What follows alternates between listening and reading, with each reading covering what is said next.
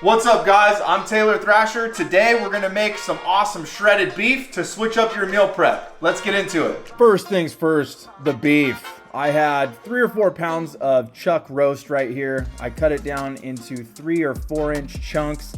That way it's a little bit easier to sear. Next, you're gonna heat up a big old pot or Dutch oven on your stove. Give these bad boys a good sear. Season as you go, hit them with some coarse kosher sea salt. We're not cooking these all the way through. We're just putting a hard sear on 2 or 3 sides, so you'll want a rack to pull them out when you're done with that part.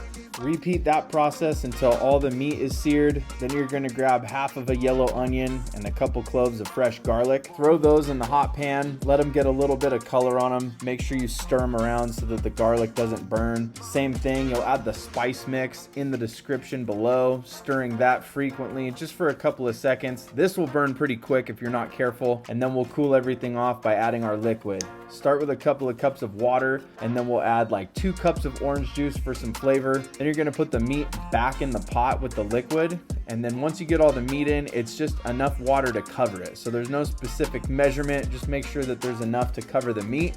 Top it off with the juice from 1 lime, add 3 bay leaves, and then bring it up to a boil.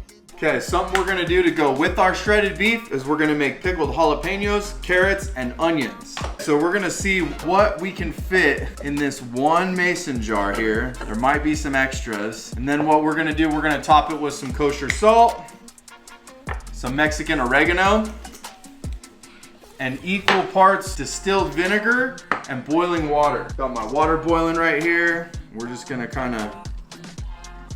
looks like it's gonna be more vinegar than water. Pop on a lid and let these bad boys chill. Back to the beef.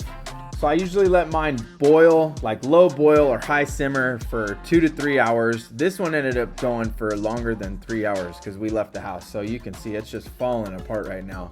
So we'll take this out, kind of let it dry off on the rack. Then you'll transfer it to just the sheet with no rack on it. And then you can just throw on some rubber gloves, just like I do. Or you could grab 2 forks. You could do whatever you want to do. You could throw it on a cutting board and use a knife and chop it up real fine. But I usually just throw some gloves on so I don't have to wash my hands and then just shred it up by hand. What's cool about doing it this way is that you can actually pull out all the fat that you don't want. So if you can see that little pile in the corner off to the right-hand side of the screen, that's all the big old fat chunks.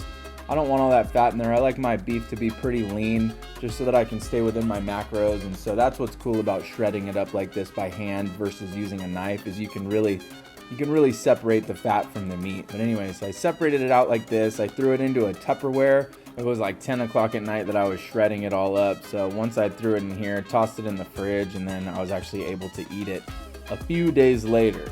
And to put it together, what I did was I grabbed the food scale, throw 150 grams in a bowl, then heat up a pan on the stove, toss the beef in there, let it get crispy.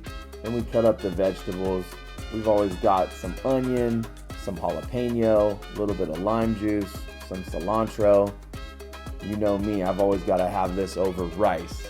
So throw everything together on rice and it's gonna look something like that. You can also use some of your favorite hot sauce. I like Cholula, sometimes some Tapatio.